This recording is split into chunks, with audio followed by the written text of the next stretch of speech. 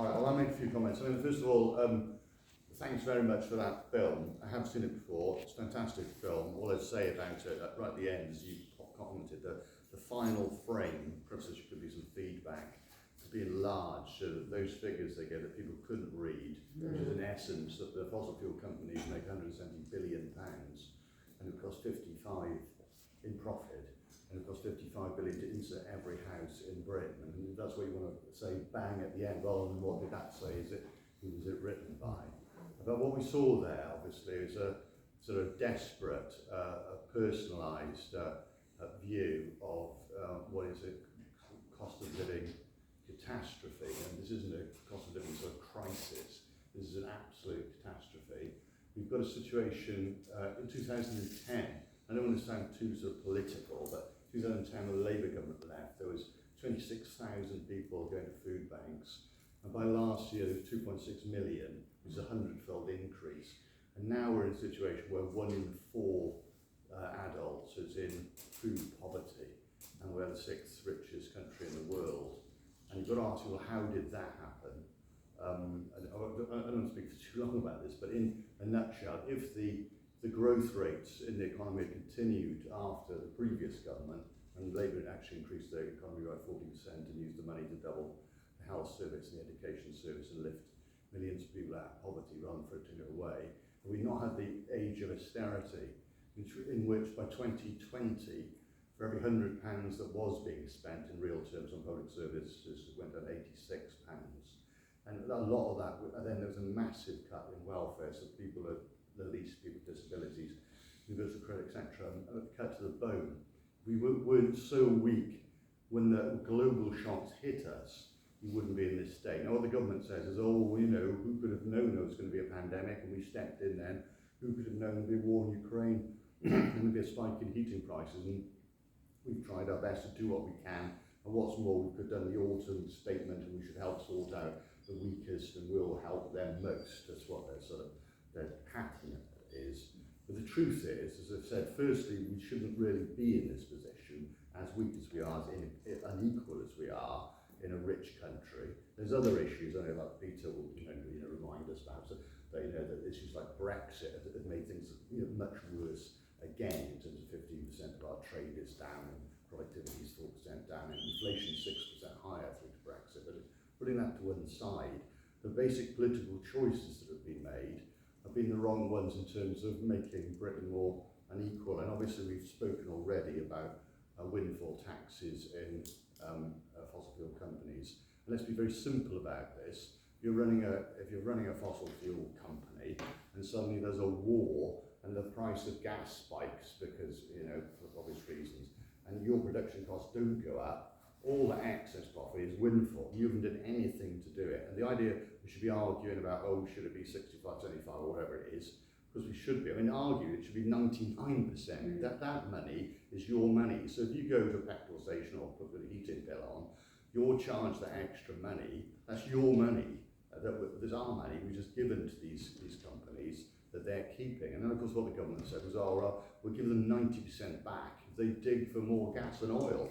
Which again, in terms of the people in this room, and we're here gathered together because we want a stronger, fairer, and importantly, a greener future.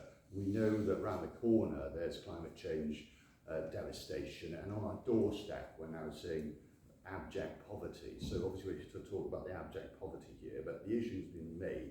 How do we get a route out of this, which is fair and also green? It does seem to me that the insulation example is the obvious first key thing. Obviously the second thing is to provide money, as I've said, from fossil fuel companies in particular targeted at the poorest.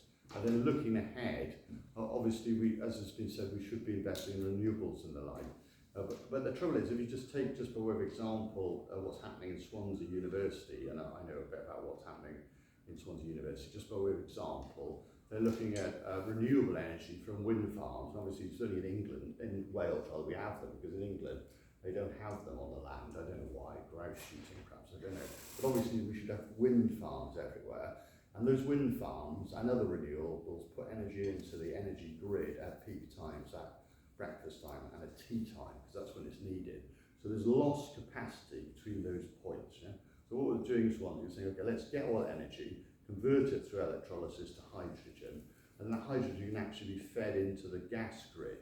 And the gas grid can take up to 40% hydrogen, because it did under the old coal gas, the old pipes, because they're always making excuses that the pipes won't work, but they can take up to 40%. So when you boil your egg, you could decarbonise by 40%. This would be energy we'd create, obviously, so this is, obviously this should be publicly owned, by the way. This would be our sort of money for the people, as it were, that could be fed back. And it would be cheap, and obviously the hydrogen also could be put in cylinders, so people in rural communities use oil, could use that. It could be put in trains, it could be put in cars.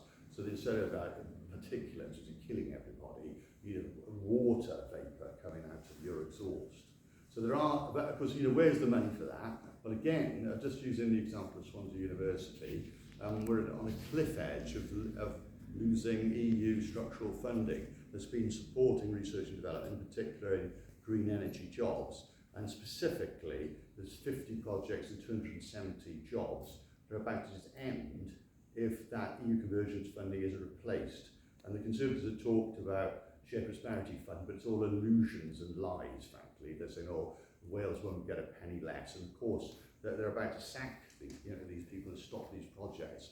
And at this desperate time when we need these things, both for a fair society, but also just to build the economy, to build exports, to make us strong in a sustainable way, they're being sort of reversed. And again, a lot wasn't done quickly enough and all the rest of it, but we are where we are. And finally, somebody said, they waste a lot of money. And obviously, is there money we can save? Just by way of example, obviously this money I'm going to mention is already lost, but when the Welsh government got given the money for PPE and the COVID thing, they got £1 billion, and they got 874 million in fact, and they only spent 300 million because they did it through the local authorities and the health authorities, and they didn't give it to their mates who were putting their hand in the till, right?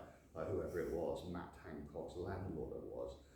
Similarly, when they got the money for Test, Track and Trace, they spent 500 million of £1 billion. They spent half of it instead of, again, people making all this money. And if you aggregate that up, if that level of efficiency we're using the public sector instead of the private sector and Tory cronies, which is across England, we would have saved £27 billion, which is £1,000 to every household in Britain.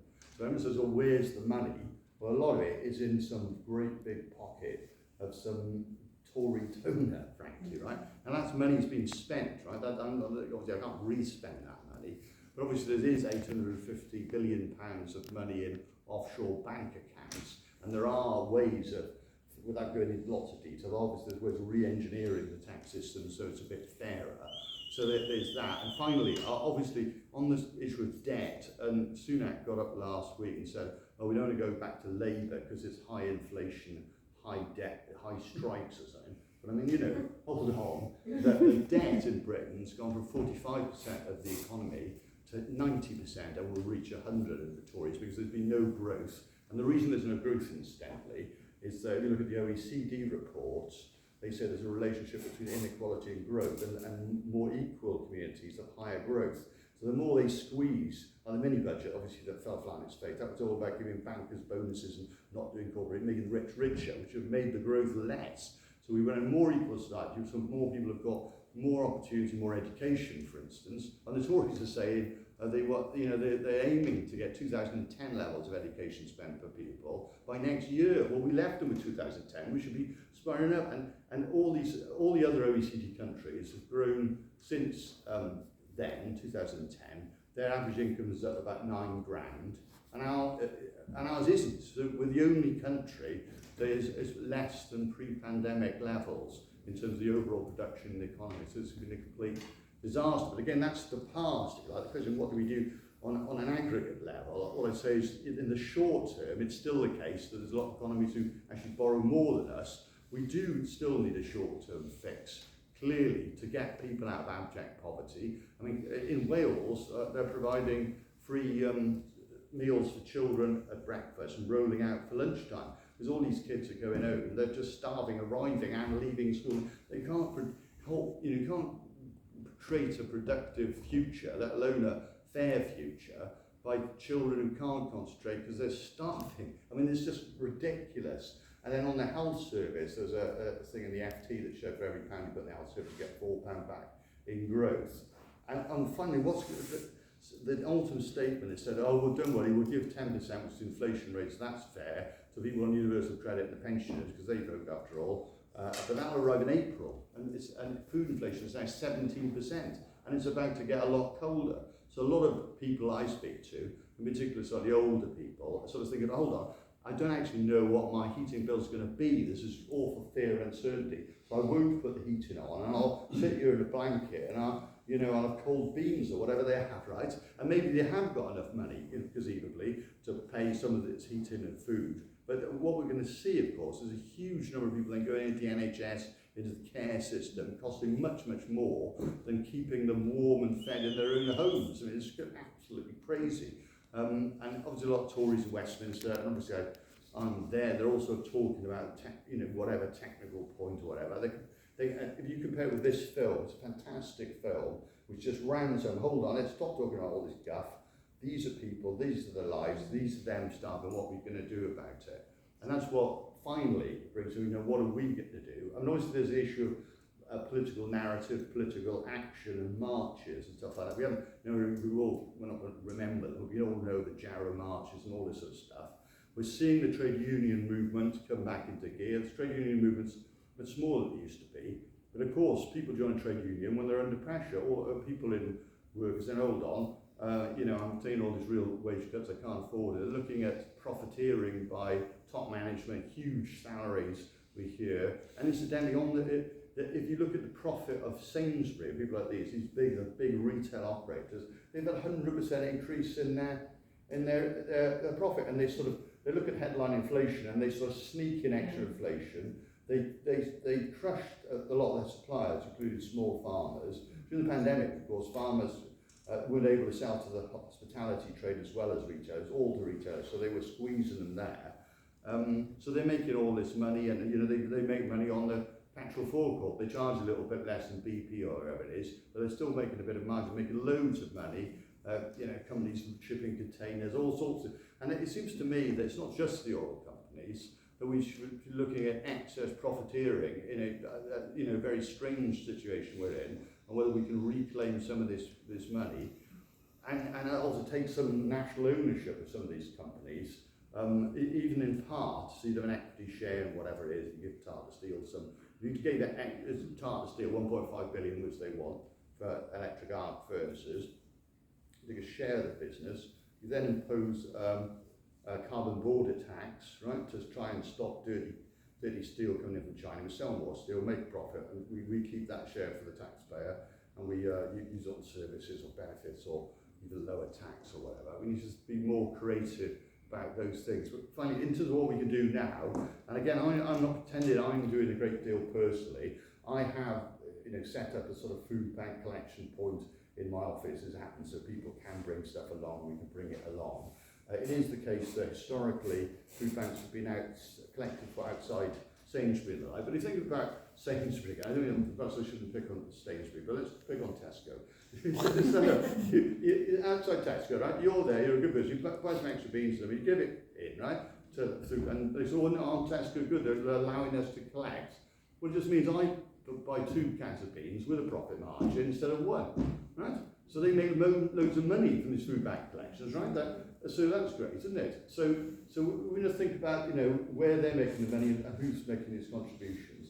Obviously I'm not against the collection outside Tesco, that's good. There's a lot of people, of course, who buy online now, partly because of the pandemic, and they would like to contribute. So it does seem to me, talking with others like Gordon and the Labour Party about how we go out in terms of perhaps the slightly better off areas, say Sketty or whatever, and maybe knock on the doors and mention we're collecting for food, and sometimes people will give it who aren't in a position to physically give stuff or move around. Obviously you don't ask people for food who haven't got any, if you know what I mean. So there's this sort of thing.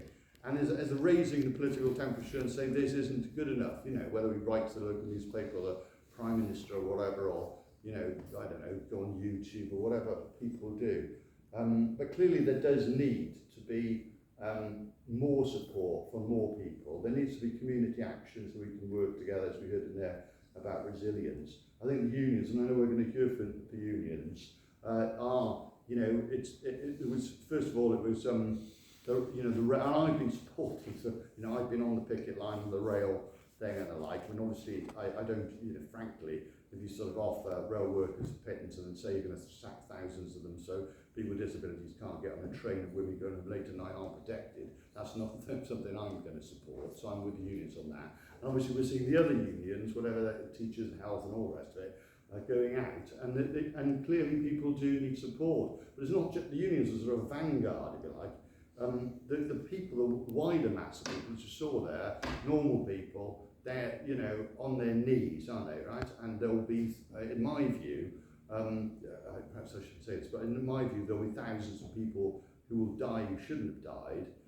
And I guess finally, there's a famous bit of analysis done by this guy called Professor Martin Sen, who wrote, an Indian economist who wrote about famines, and he concluded that famines, and he's talking about the developing world here, he concluded that famines weren't caused by food shortages, they were caused by a combination of high and rising prices alongside very low wages. And when those came together, you ended up with famine and starvation clusters. And that's what we're seeing in Britain. That's what we're here. You've got famine in Britain, in communities who literally haven't got the money, they see the heating bill, they see the cost of the food, they can't feed the children, and they're driven into starvation. So it's a dreadful situation. And I'm not pretending I've got all the solutions, I'm rehearsing some of the reasons they are, but clearly there's a way forward, and it needs to be quite a radical move to get that right. I'm sorry I've gone on much too long, I'll leave it there, but thank you so much for being here. Thank you.